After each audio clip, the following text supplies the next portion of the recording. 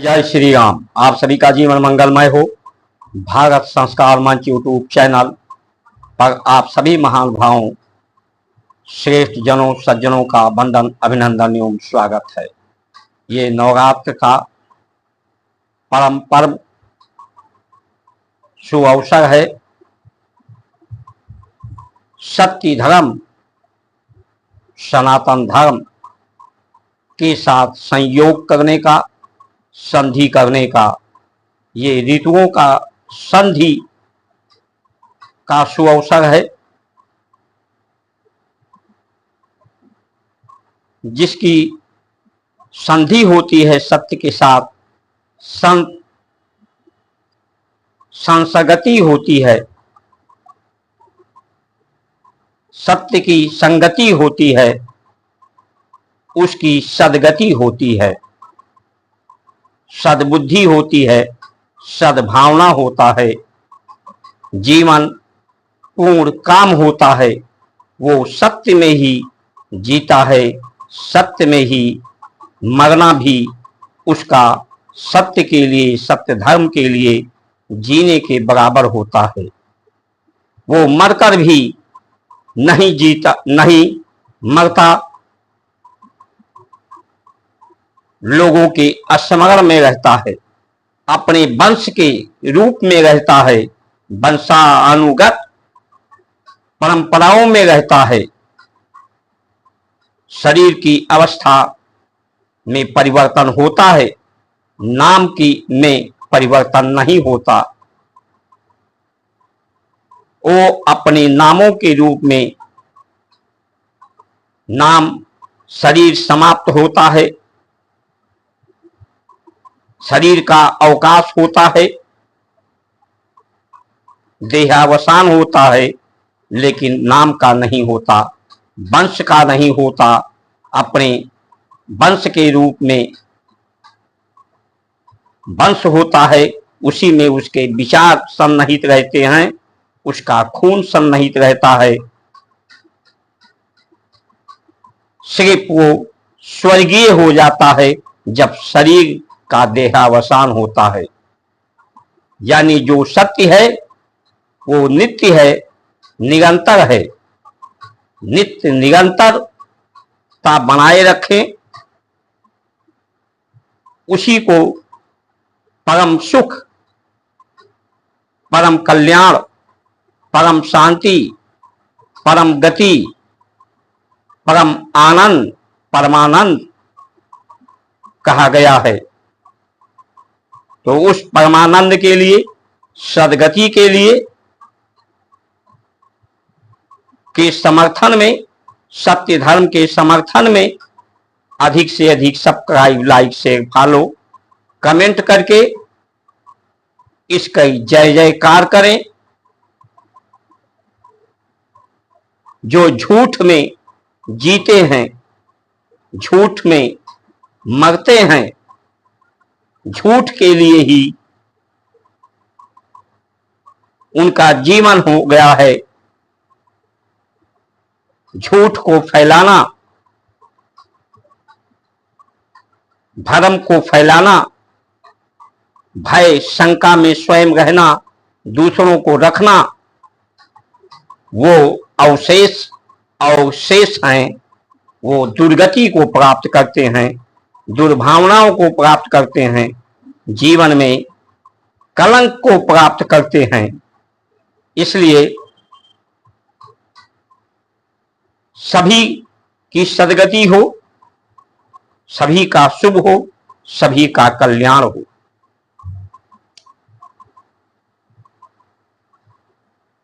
व्यक्ति जब अपने को समर्थवान मान लेता है कि मैं सब कुछ जान सकता हूं, सब कुछ कर सकता हूं, अपना कल्याण कर सकता हूं, लोगों का कर सकता हूं, मैं सक्षम हूं, तो ये उसका बहुत बड़ा दोष होता है। ये अहंकार और ये निजता होती है। क्योंकि जो जानने का माध्यम है, करने का माध्यम है, पाने का माध्यम है, पचाने का माध्यम है, स्मरण के रखने का माध्यम हमारी जो इंद्रियां हैं, शरीर हैं, बुद्धि हैं, वो सामर्थ्यवान नहीं है, वो असमर्थ हैं। जब जो लोग ऐसा स्वीकार करते हैं कि परमात्मा तेरा ही सहारा है, तेरा ही आश्रय है, परम पिता परमेश्वर तेरे ही आश्रय में हूं, तू ही इस शरीर में आश्रय लेकर प्रतिष्ठित हो, मुझे प्रतिष्ठित करो श्रेष्ठता के लिए, सत को सद आचरण के रूप में, तो वो सदाचारी होते हैं। यही सत्य है। अब आप कहेंगे कि परमात्मा कैसे हमारी मदद करेंगे, कैसी सहायता करेंगे, कैसा कृपा प्राप्त करेंगे, वो तो मुझे दिखते नहीं हैं, कैसे मिलेंगे? तो जो सनातन धर्म का उपदेश संदेश है वो आपको दृष्टिकोण देती है कि वही परमात्मा परम तत्व के रूप में है, परम प्रकाश के रूप में है, प्राण तत्व के रूप में है और निर्विकार वही साकार के रूप में है। उन्हीं वही आकाश तत्व, वायु तत्व, जल तत्व, अग्नि तत्व, धरती तत्व में है। सिर्फ हमें अपनी दुर्भावनाएं दूर करनी है। इन सभी तत्वों को शुद्ध ही करना है। शुद्ध करके ही शुद्ध बुद्धि, सद्बुद्धि, श्रेष्ठ का आचरण लेकर, श्रेष्ठ आचरण करके, जो स्वयं भी श्रेष्ठ आचरण करता है, दूसरे को शेष अवशेष से श्रेष्ठ आचरण का मार्ग प्रशस्त करता है, वही उसी का जीवन सफल होता है, वही श्रेष्ठता के रूप में शिरोधार्य होता है। सत्य आप कहेंगे कि तत्व को, जैसे जल को कहा जाए कि ये जल है, मैं तो सत्य बोलता हूं, सत्य धर्म के साथ हूं, तो जल को आप कहते हैं कि जल है या पानी है, तो ये पूर्ण सत्य नहीं है। किसी सेब रखा है, मान लो, उसको कहें कि ये सेब है, मैं सेब को सेब कह रहा हूं, तो सत्य कह रहा हूं, सत्य के साथ में है, तो ये अपूर्ण सत्य है। क्योंकि वही जल तत्व या किसी मानव को कहा जाए कि फला व्यक्ति है, तो उस व्यक्ति की बात करते हैं तो भी अपूर्ण सत्य है, क्योंकि उस व्यक्ति के शरीर के अवस्था में परिवर्तन होता है। सत्य वही होता है जो नित्य निरंतर एक ही अवस्था व्यवस्था में होता है। सेब है, जब दिखाई पड़ता है तो सुंदर फल के रूप में दिखाई पड़ता है, मुख में जाता है तो वही परिवर्तन होकर के सुंदर रस बन जाता है।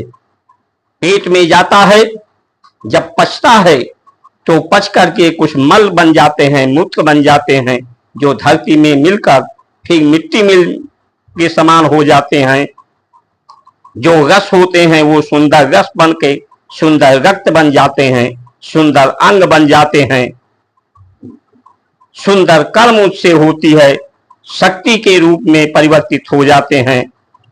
तो एक ही तत्व कई तत्वों में विभाजित हो जाता है, विभिन्नताएं उसमें आ जाती हैं। ये परमात्मा का विधि और विधान है। जल तत्व, पानी तत्व शुद्ध है, कल अशुद्ध हो जाता है। वही तत्व बदल करके बाष्प में बदल जाता है, गैस में बदल जाता है, ठोस में अवस्था में बर्फ में बदल जाता है, वही बदल करके काई बनकर पृथ्वी तत्व में बदल जाता है। तो जो तत्व है वो उसकी अवस्था बदलने से उसे सत्य नहीं कहा जा सकता, पूर्ण सत्य नहीं कहा जा सकता।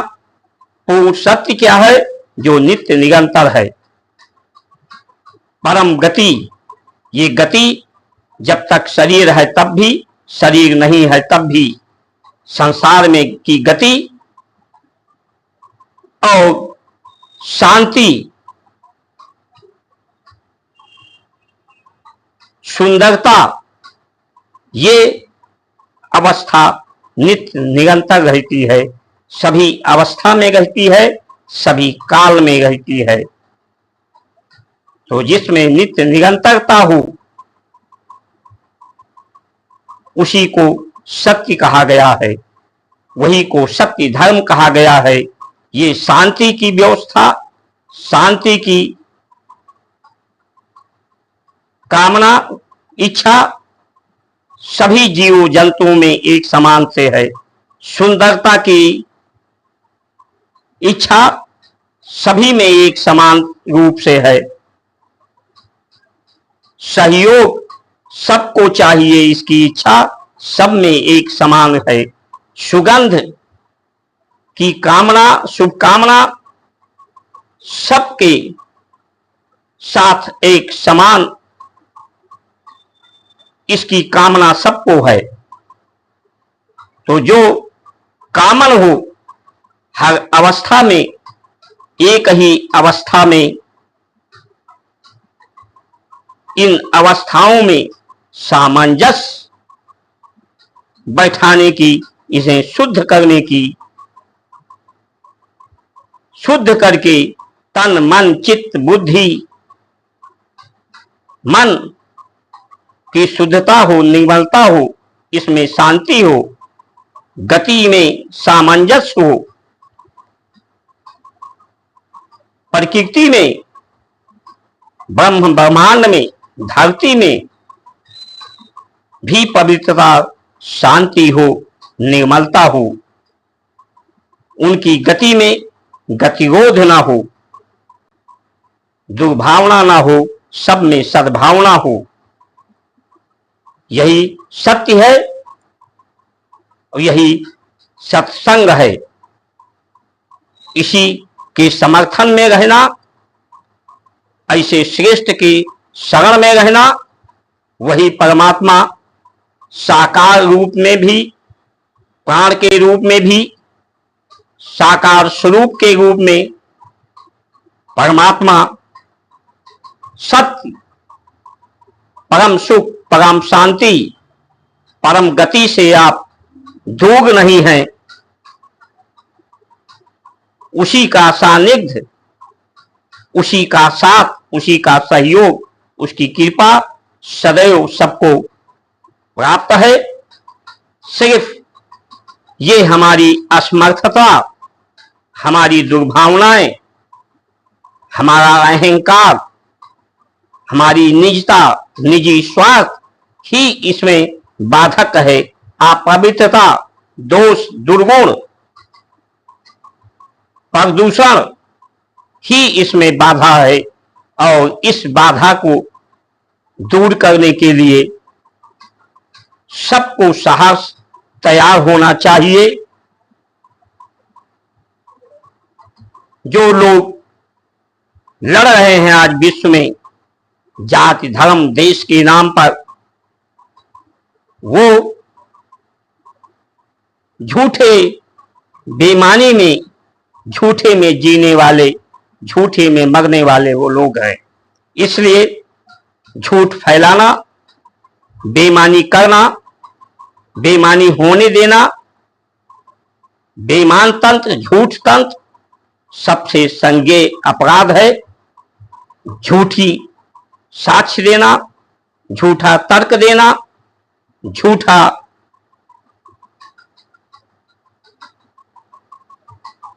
बात करना, झूठा न्याय करना, झूठे न्याय तर्क के आधार पर यही सबसे बड़ा अन्याय है। इसलिए परमात्मा परम न्यायकारी हैं। सबके साथ न्याय हो। इन्हीं वचनों के साथ आप सभी की सुमंगल कामना करते हुए जय श्री राम।